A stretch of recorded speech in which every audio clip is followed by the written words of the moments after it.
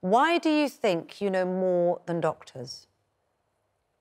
Because they're, it's not, why would doctors know more than me? Because they've studied for 6 years. Okay, well then I'm going to, okay, let's change the subject slightly. Well, no, can you answer that? Well, I'm going to answer that. Okay. I was diagnosed with cancer in 2011. Right. Rectal cancer. I was given the all clear in 2012. Fantastic. In 2013, I went back for my annual checkup. They said, Richard, I'm afraid the cancer is back. It's incurable, 22 months with chemotherapy.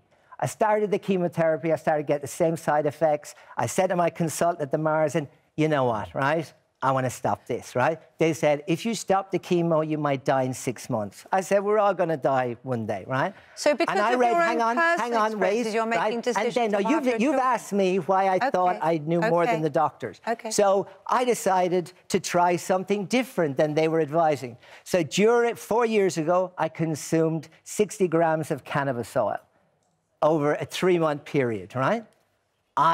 Not only am I alive, but that's still a kind of medication. Well, but no, that is a form of medication. In fact, has now been passed to be used. I think we've got a bit off subject here. Just tell us some of the dangers of what's The reason I have issue with Richard is because he wants to go back to a world at the beginning of last century where a quarter to half of all children died before their 9th birthday without vaccinations and without antibiotics. He doesn't want any of that for his children. That's his decision. Although the antibiotic argument is one that is being made anyway, that we shouldn't be giving too many antibiotics. Well, of course we shouldn't be giving too much of anything that isn't appropriate, but antibiotics have saved billions of lives, undoubtedly. Before the advent of penicillin in the 40s, children died of simple infections, parasites, infections, respiratory illness. That's what killed children. Today, we don't see that. Today, we have children... sanitation. We have improved sanitation. We've got that as well. Hang on a minute. We were talking about the risk from the disease. Is there a risk from a vaccine? We're talking about the risk of diseases. Yes, so, I'm saying... Vaccines have a small risk, which is explained to parents. Diseases, according to this, but it pales risk. into insignificance compared to the diseases themselves.